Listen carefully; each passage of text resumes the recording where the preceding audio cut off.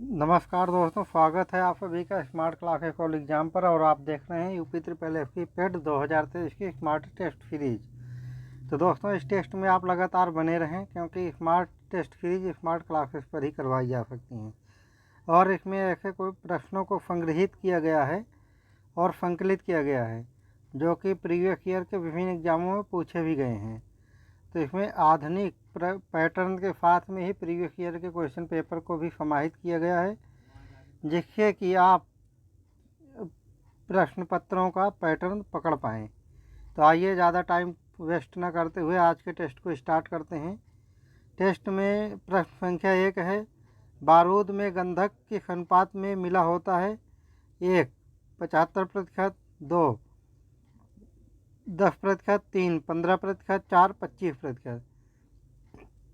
बारूद में गंधक 10% मिला होता है, सही आंसर है विकल्प संख्या 2। और बारूद में पोटेशियम नाइट्रेट 75% मिला रहता है। और बारूद में चारकोल एवं अन्य पदार्थ 15% मिले रहते हैं। और ये मिला के हो गए 100%। तो ये कुछ भी नहीं, गुमराह करने के लिए दिया गया है। प्रश्न संख्या 2 है, वायुयान निर्माण में कौन सी धातु प्रयोग की जाती है? 1 जियोलाइट, 2 सेलेनियम, 3 नाइक्रोम, 4 पैलेडियम। तो वायुयान के निर्माण में पैलेडियम धातु प्रयोग की जाती है, सही आंसर है विकल्प संख्या 4। जियोलाइट का प्रयोग मृदु जल बनाने में किया जाता है। और सेलेनियम का प्रयोग फोटो इलेक्ट्रिक सेल में किया जाता है। और नाइक्रोम का प्रयोग हीटर की कुंडली बनाने में किया जाता है। और नाइक्रोम निकेल, क्रोमियम और आयरन का मिश्र धातु है। प्रश्न संख्या 3 है, पृथ्वी पर सबसे अधिक कौन सा तत्व पाया जाता है? 1 पोटेशियम, 2 सिलिकॉन, 3 ऑक्सीजन, 4 एल्यूमिनियम। पृथ्वी पर सबसे अधिक ऑक्सीजन पाया जाता है, सही आंसर है विकल्प संख्या 3। ऑक्सीजन 46.60% पाया जाता है पृथ्वी पर। और इसके बाद सिलिकॉन 27.72% पाया जाता है। और एल्यूमिनियम 8.13% पाया जाता है। और पोटेशियम 2.59% पाया जाता है। प्रश्न संख्या 4 है, पृथ्वी पर हाइड्रोजन कितना प्रतिशत पाया जाता है? दोस्तों, अभी ये ऊपर वाले प्रश्न में ऑक्सीजन पूछा गया था, अब पृथ्वी पर ही हाइड्रोजन की मात्रा पूछी गई है, कितने प्रतिशत पाया जाता है। देखते हैं, 0.14%, 2.83%, 3 5%, 4 6.63%। तो पृथ्वी पर हाइड्रोजन 0.14% पाया जाता है, जो कि सबसे कम मात्रा में पाया जाता है। तो सही आंसर है विकल्प संख्या 1। 2.83% पृथ्वी पर सोडियम पाया जाता है। और 5% लोहा पाया जाता है पृथ्वी पर। और 6.63% पृथ्वी पर कैल्शियम पाया जाता है। प्रश्न संख्या 5 है, मानव शरीर में कार्बन कितना प्रतिशत पाया जाता है? 1 65%, 2 18%, 3 10%, 4 2%। तो मानव शरीर में कार्बन 18% पाया जाता है, सही आंसर है विकल्प संख्या 2। और सॉरी, यहाँ 6.5 नहीं है, 65% है दोस्तों। तो पृथ्वी पर मानव शरीर में कार्बन 18% पाया जाता है। और 65% ऑक्सीजन पाया जाता है मानव शरीर में। और 10% हाइड्रोजन पाया जाता है। और 2% कैल्शियम पाया जाता है। प्रश्न संख्या 6 है, मानव शरीर में लोहा कितना प्रतिशत पाया जाता है? देखते हैं दोस्तों, मानव शरीर में लोहा कितना प्रतिशत पाया जाता है। 1 0.004%, 2 0.15%, 3 0.25%, 4 1%। तो मानव शरीर में लोहा 0.004% पाया जाता है, जो कि सबसे कम मात्रा में पाया जाने वाला धातु है। और 0.15% सोडियम और क्लोरीन, 0.15% सोडियम और 0.15% क्लोरीन पाया जाता है। और 0.25% सल्फर पाया जाता है और 1% फास्फोरस पाया जाता है मानव शरीर में। प्रश्न संख्या 7 है, स्पेक्ट्रम रेखाओं की सूक्ष्म प्रकृति को समझाने तथा इलेक्ट्रॉन की ठीक ठीक स्थिति का वर्णन करने हेतु क्वांटम संख्याओं का प्रयोग किया जाता है। देखते हैं कितनी क्वांटम संख्याओं का प्रयोग किया जाता है। कितनी क्वांटम संख्याओं का प्रयोग किया जाता है? 1 3 2 4 3 5 4 6। तो स्पेक्ट्रम रेखाओं की सूक्ष्म प्रकृति को समझने और इलेक्ट्रॉनों की ठीक ठीक स्थिति का वर्णन करने हेतु क्वांटम संख्याओं की 4 संख्याओं का प्रयोग किया जाता है। सही आंसर है विकल्प संख्या 2। तो ये 4 क्वांटम संख्याएं हैं। 1 मुख्य क्वांटम संख्या, 2 द्विगंशी क्वांटम संख्या, 3 चुंबकीय क्वांटम संख्या, 4 चक्रण क्वांटम संख्या। प्रश्न संख्या 8 है, बहुलता का नियम किस वैज्ञानिक का है? 1 पाउली, 2 हाइजेनबर्ग, 3 हुंड, 4 ऑफबाउ। तो बहुलता का नियम हुंड का है। सही आंसर है विकल्प संख्या 3। पाउली ने अपवर्जन का नियम बताया है, हाइजेनबर्ग ने अनिश्चितता सिद्धांत को बताया है और ऑफबाउ ने इलेक्ट्रॉनिक विन्यास को बताया है। प्रश्न संख्या 9 है, आधुनिक आवर्त सारणी में ऊपर के नीचे जाने पर क्या बढ़ती है? देखते हैं दोस्तों, आधुनिक आवर्त सारणी में ऊपर के नीचे जाने पर क्या बढ़ता है। 1 आयनन ऊर्जा, 2 विद्युत ऊर्जा, विद्युत ऋणात्मकता, 3 इलेक्ट्रॉन प्रीति, 4 विद्युत धनात्मकता।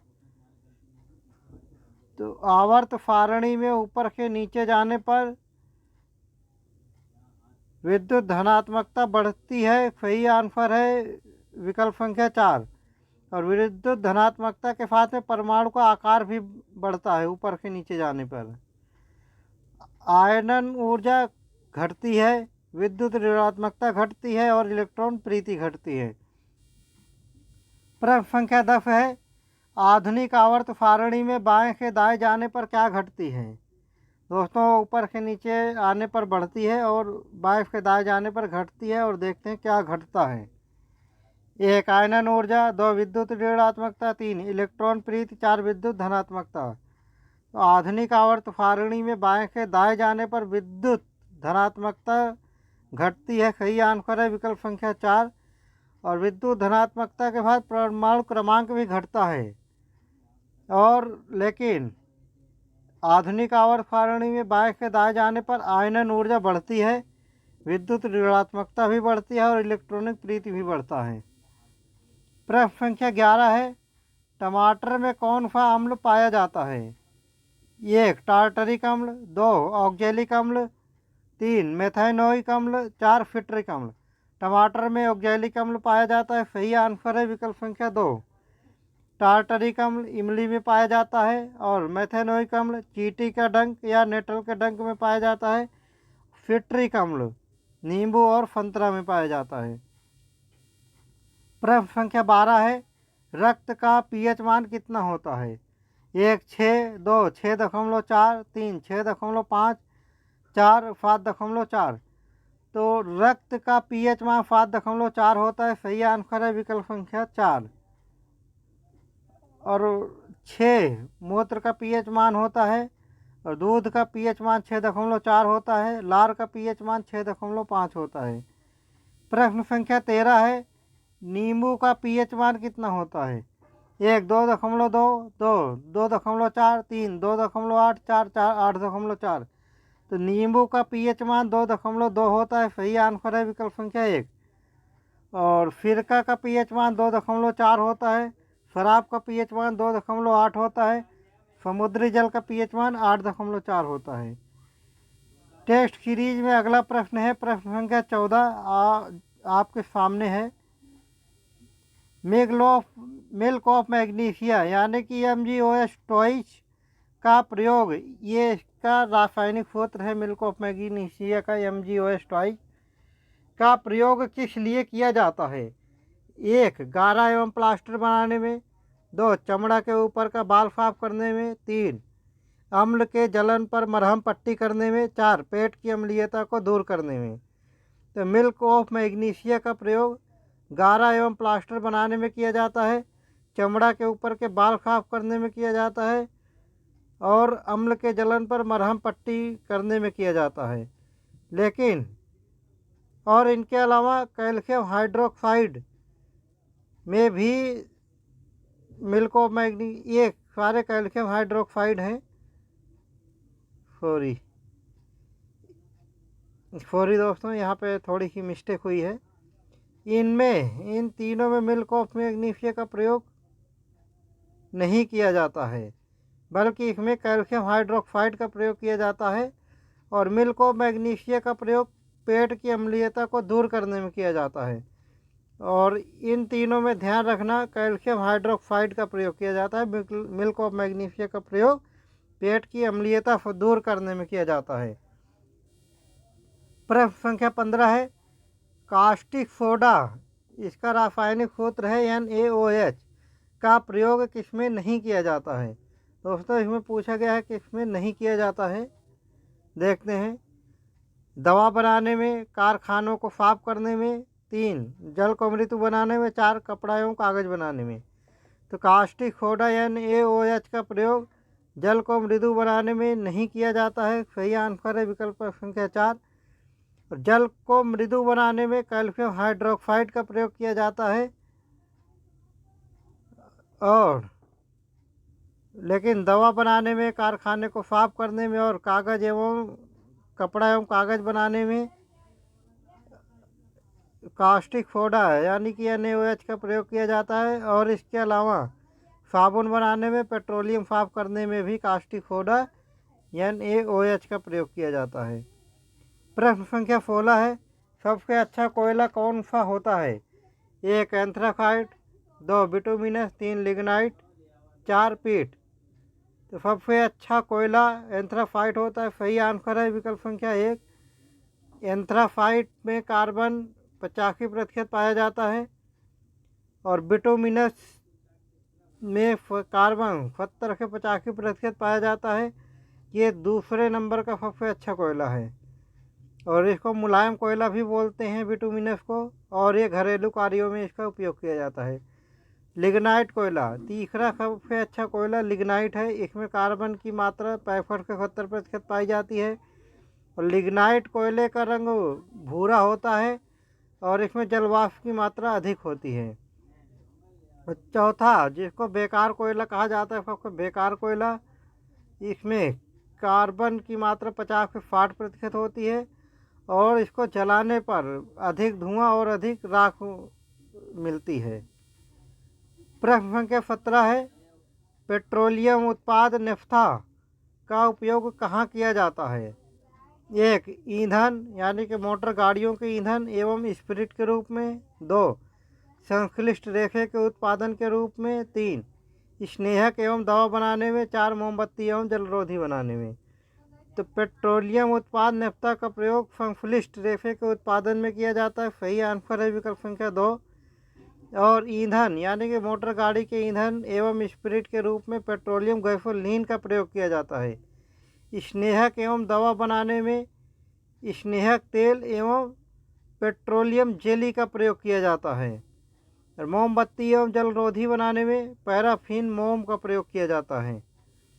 प्रश्न संख्या 18 है, कौन सा ईंधन द्रव नहीं है। 1 स्पिरिट, 2 ईथर, 3 किरासन, 4 चारकोल। स्पिरिट, ईथर और किरासन तो द्रव हैं, लेकिन चारकोल द्रव नहीं है। यह प्रश्न संख्या 19 है। निम्नलिखित में से सबसे अधिक क्रियाशील धातु कौन सी है। 1 पोटेशियम, 2 सोडियम, 3 कैल्शियम, 4 मैग्नीशियम। तो सबसे अधिक क्रियाशील धातु पोटेशियम है, सही आंसर है विकल्प संख्या 1। दोस्तों धातुओं के, कुछ प्रमुख धातुओं के अभिक्रियाशील का उत्तरवर्ती यानी कि अवरोही क्रम देख लेते हैं। सबसे ज़्यादा, उसके बाद उसके कम अभिक्रियाशील, फिर उसके कम अभिक्रियाशील, इस तरीके से एक श्रृंखला को देख लेते हैं। पोटेशियम, सोडियम, पोटेशियम से सबसे अधिक पाया जाता है, उसके बाद सोडियम में, उसके बाद कैल्शियम में, उसके बाद मैग्नीशियम में। मैग्नीशियम के बाद एल्युमिनियम, एल्युमिनियम के बाद जस्ता, जस्ता के बाद लोहा, लोहा के बाद सीसा, शीशा के बाद हाइड्रोजन, हाइड्रोजन के बाद तांबा, तांबा के बाद पारा, पारा के बाद चांदी, चांदी के बाद सोना। तो दोस्तों इस तरीके से हमने कुछ प्रमुख पदार्थों के या धातुओं के या तत्वों के अभिक्रियाशील का अवरोही क्रम देखा। और आज के टेस्ट में अगला प्रश्न देखते हैं, प्रश्न संख्या 20। गैंग किसे कहते हैं? 1.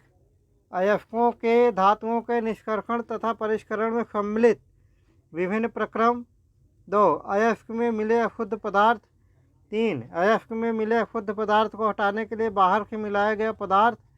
4. वह प्रक्रिया जिसमें धातु, कोक एवं फ्लक्स की उपस्थिति में उसके द्रवणांक के ऊपर गर्म करते हैं, जिससे शुद्ध धातु प्राप्त होती है।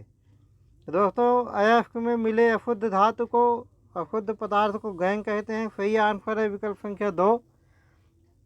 और अयस्कों के धातुओं के निष्कर्षण तथा परिष्करण में सम्मिलित विभिन्न प्रक्रम को धातु कर्म कहते हैं। और अयस्क में मिले अशुद्ध पदार्थ को गैंग कहते हैं। अभी हमने देखा अयस्क में मिले अशुद्ध पदार्थ को हटाने के लिए बाहर से मिलाए गए पदार्थ को फ्लक्स कहते हैं। और वह प्रक्रिया जिसमें धातु, कोक एवं फ्लक्स की उपस्थिति में उसके द्रवणांक से ऊपर गर्म करते हैं, उसे शुद्ध धातु कहते। जिससे शुद्ध धातु प्राप्त होती है उसे एक्स मेल्टिंग कहते हैं। प्रश्न संख्या 21 है, टेस्ट में अगला प्रश्न है 21। कौन सा एल्यूमिनियम का अयस्क नहीं है? 1. कोरमंडल, 2. क्रायोलाइट, 3. कार्नेलाइट, 4. कावोलिन। तो कार्नेलाइट एल्यूमिनियम का अयस्क नहीं है, ये पोटेशियम का, कार्नेलाइट पोटेशियम का अयस्क है। और कोरमंडल, क्रायोलाइट और कावोलिन ये एल्यूमिनियम के अयस्क हैं। प्रश्न संख्या 22 है। व्हाइट लेड या सफ़ेदा किसे कहा जाता है? 1. Lead oxide, 2. Basic lead carbonate, 3. Iron pyrite, 4. Platinum. तो व्हाइट लेड या सफ़ेदा बेसिक लेड कार्बोनेट को कहा जाता है। सही आंसर है विकल्प संख्या 2। लेड ऑक्साइड लिथार्ज को कहा जाता है। और आयरन पायराइड्स को झूठा सोना या बेवकूफ़ों को सोना भी कहा जाता है इसको, क्योंकि ये बहुत ही विशिष्ट प्रकार की चमक छोड़ते हैं। प्लेटिनम सोना धातु,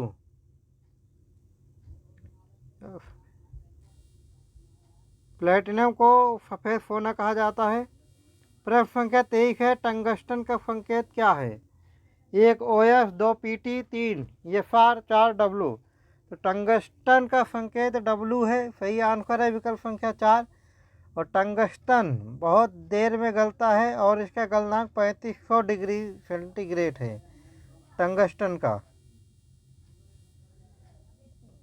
और OS ओस्मियम का संकेत है और यह सबसे भारी धातु है। PT प्लेटिनम सबसे कठोर धातु है। प्लेटिनम का चिन्ह PT है और इस सबसे कठोर धातु प्लेटिनम है। FR स्ट्रांफियम आतिशबाजी के दौरान लाल चटक रंग, ये स्ट्रांफियम का प्रतीक है FR। और आतिशबाजी के दौरान लाल चटक रंग। प्रश्न संख्या 24 है। जिंक क्लोराइड और जिसका सूत्र है ZmCl2 का उपयोग किसमें किया जाता है? 1. टेक्सटाइल उद्योग में, 2. कार्बनिक संश्लेषण में, 3. ताम्रकांच आदि की सतह को जोड़ने में, 4. उपरोक्त सभी। तो जिंक क्लोराइड यानी ZmCl2 का प्रयोग टेक्सटाइल उद्योग में किया जाता है, कार्बनिक संश्लेषण में किया जाता है और ताम्रकांच आदि की सतह को जोड़ने में किया जाता है। सही आंसर है विकल्प संख्या 4। प्रश्न संख्या 25 है। अमोनिया जिसका सूत्र NH3 का उपयोग कहाँ नहीं किया जाता है? 1. फल चिकित्सा में, 2 प्रतिकारक के रूप में, 3 आइस फैक्ट्री में, 4 रेयन फैक्ट्री में। अमोनिया यानी कि जिसका सूत्र NH3 है, रासायनिक सूत्र, का उपयोग शल्य चिकित्सा में नहीं किया जाता है। सही आंसर है विकल्प संख्या 1। अमोनिया का प्रयोग नाइट्रस ऑक्साइड N2O शल्य चिकित्सा में प्रयोग करता है। और प्रतिकारक के रूप में भी अमोनिया का प्रयोग होता है, आइस फैक्ट्री के रूप में भी अमोनिया का प्रयोग होता है, और रेयान बनाने में भी अमोनिया का उपयोग होता है। आज के टेस्ट में दोस्तों 25 प्रश्न समाप्त हुए। और अगर आपको ये टेस्ट अच्छा लग रहा है और आप ऐसी तरह की वीडियो को लगातार देखना चाहते हो तो दोस्तों हमारे channel smart classes all exam को लाइक, सब्सक्राइब और शेयर ज़रूर करें। फिर मिलते हैं अगले वीडियो में, तब तक के लिए जय हिंद।